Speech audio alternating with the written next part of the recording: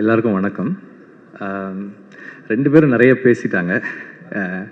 நம்ம ரசிகர்களாக ராஜா சார் மியூசிக்கை கேட்டு வளரும்போது என்னெல்லாம் நமக்கு தோணுமோ அதெல்லாம் அவங்க சொல்லிட்டாங்க.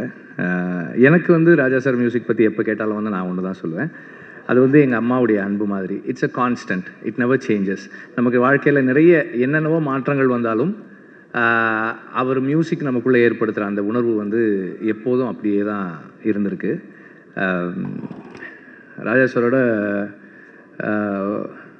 பழகிறதும் ஒர்க் பண்ணுறதும் வந்து இது அவர் சொன்னதுக்காக சொல்கிறேன், நான் ரங்கராஜ் சொன்னதுக்காக சொல்கிறேன். அவ்வளோ இலகுவாக, அவ்வளோ எளிமையாக, எந்த விதமான கான்ஃப்ளிக்டோ ஒரு மிஸ் அண்டர்ஸ்டாண்டிங்ஸோ அல்லது கன்ஃபியூஷன்ஸோ இல்லாமல் நீட்டாக ஸ்மூத்தாக அவ்வளோ ஃப்ரெண்ட்லியாக இருக்கும். ஃப்ரெண்ட்லின்ற டேர்ம் நான் ஏன் யூஸ் பண்ணுறேன்னா, he treats me as an equal. ஒரு டைரக்டரை அவர் அப்படி தான் பார்க்குறாரு. அவர் முதல் படத்துக்கு மியூசிக் பண்ணும்போது எனக்கு 1 வயசு. ஸோ ஆனால் என்னோட அவர் பேசும்போது படம் பார்த்துட்டு என்கிட்ட சொன்னார், நான் சஜஷன்ஸ் சொல்லலாமா அப்படின்னு கேட்டார். அவர் அது என்கிட்ட அப்படி கேட்க வேண்டிய அவசியமே கிடையாது. சார் சொல்லலாம் சார் அப்படின்னு கொஞ்ச நேரம் ஒரு 2-3 லைன்ஸ் பேசினார். பேசிட்டு நான் கரெக்டாக சொல்கிறேன்னா am I in the right track அப்படின்னு கேட்டார். எஸ் சார் கரெக்டாக இருக்குது சார், கண்டினியூ பண்ணட்டுமா அப்படின்னாரு. எஸ் சார் அப்படின்னு அதுக்கப்புறம் தான் சொன்னார். சொல்லிவிட்டு ஆஸ் அ மியூசிக் டைரக்டர் இது எனக்கு தோணுது, உனக்கு என்ன ஃபீல் பண்ணுறியோ நீ அதை பண்ணு அப்படின்னு சொன்னார். ஸோ அந்த அளவுக்கு என்னை வந்து ஒரு அந்த ஸ்பேஸில் வச்சு தான் வந்து அவர் ஒர்க் பண்ணுவார். இப்போ நான் வந்து மனுஷின்னு ஒரு படம் ப்ரொடியூஸ் பண்ணுறேன், கோபி நயனாருடைய செகண்ட் ஃபில்ம். அந்த படம் வந்து ராஜா சார், கோபி ரொம்ப ஃபீல் பண்ணார். ராஜா சாரோட மியூசிக் ஒரு போஸ்டரில் அவரோட பேர் கூட என் பேரும் இருக்கிறது வந்து எனக்கு அவ்வளோ பெரிய பெருமையாக இருக்கும் அப்படின்னாரு. அதுக்கப்புறம் நான் சாரை கேட்டேன், சார் இப்படி ஒரு படம் பண்ணுறேன் சார், பண்ணுறீங்களா அப்படின்னு. பண்ணலாம், டைரக்டர் வர சொல்லுங்கன்னாரு. வந்து அப்புறம் பேசினாங்க. அதில் 2-3 இன்ஸ்டன்சஸ் இருந்தது எனக்கு.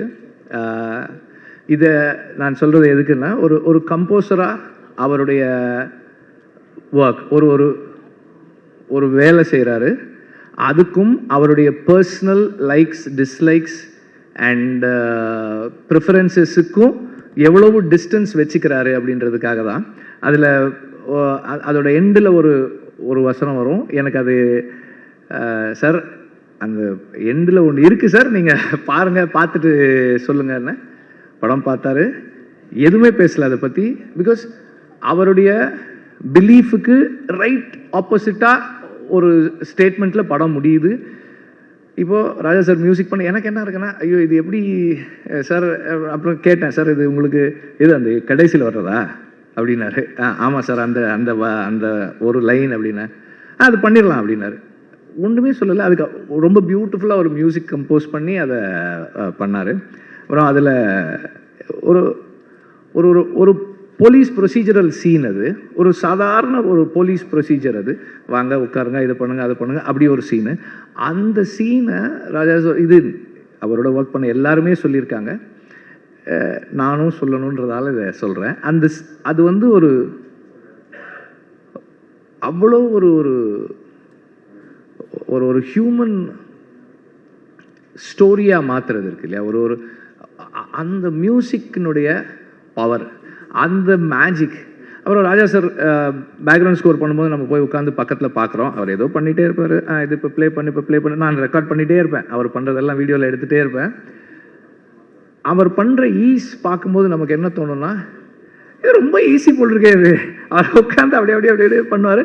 இப்போ ப்ளே பண்ணு, அப்படி ஒரு மெஸ்மரைசிங்காக இருக்கும். ஓ இவ்வளோ ஈஸி தானே, நம்ம பண்ண கூட பண்ணிடலாம் போல் இருக்கே அப்படின்ற மாதிரி எஃபர்ட்லெஸ்ஸாக ஒரு மியூசிக்கை கொண்டு வந்து ஒரு சாதாரண காட்சியை அப்படி மாற்றக்கூடிய ஒரு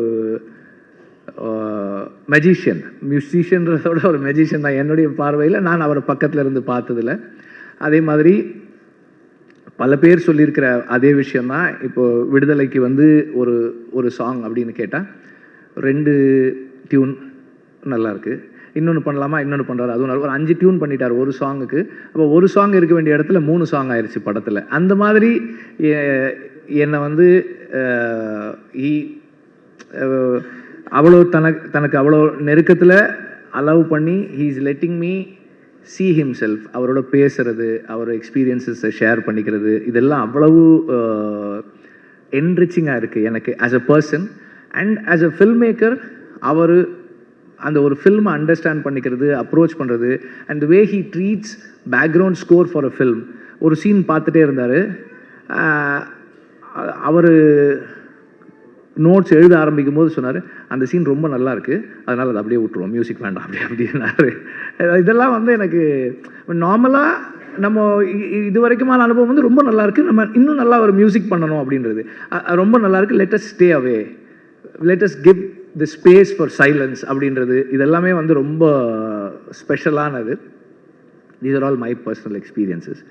அண்ட் ராஜா சாருடைய லைஃபை படமாக எடுக்கிறது அப்படின்னும் போது it's a big documentation of a nation. இந்த நாட்டினுடைய அவர் ஒர்க் பண்ணிக்கிட்டு இருக்க இந்த 40+ இயர்ஸ் ப்ளஸ் அவர் அந்த பாயிண்ட்டுக்கு வர்றதுக்கு முன்னாடியான 40 இயர்ஸ், இவ்வளவு காலங்களையும் ஒரு நாட்டினுடைய வரலாற்று பதிவாக அவருடைய இசையில் நாம் கொண்டு வந்து சேர்க்குறோம். Because film music is are bookmarks of life. ஒரு பாட்டை கேட்டால் ஒரு அனுபவம் வரும். எனக்கு வந்து தேவர் மகன் சாங் கேட்டால், நானும் என் ஃப்ரெண்டும் வந்து ஒரு ராணிப்பேட்டிலேருந்து வெள்ளூர், எனக்கு அப்போ ஜாண்டிஸு, வீட்டில் உட்கார வச்சுருந்தாங்க, எங்கள் அம்மாவுக்கு தெரியாமல் சைக்கிள் எடுத்துக்கிட்டு போனோம். அங்கேருந்து போய் அந்த படத்தை பார்த்துட்டு திரும்பி வந்தோம். எனக்கு அது ஞாபகம் வரும், தேவர் மகன் சாங். ஸோ என்னோடய லைஃப்பில் முக்கியமான events, I mean not my own life but everybody's life. நமக்கு ஃபில்ம் மியூசிக் வந்து லைஃப்பை, ஈவெண்ட்ஸை, பர்சனல் ஹிஸ்ட்ரியை மார்க் பண்ணுற புக் மார்க்ஸாக இருக்கிறது வந்து ஃபில்ம் மியூசிக் நமக்கு. அப்போ அந்த மாதிரி இன்றைக்கி இருக்கிற இங்கே இருக்கிற எல்லாருடைய வாழ்க்கையிலும் ஏதோ ஒரு விதத்தில் அவங்களோட பர்சனல் ஹிஸ்ட்ரியில் ராஜா சாரோட மியூசிக் இருக்குது. அவரோட லைஃப் ஒரு ஃபில்மாக ஆகுது அப்படின்னும் போது it is our own films also being mat.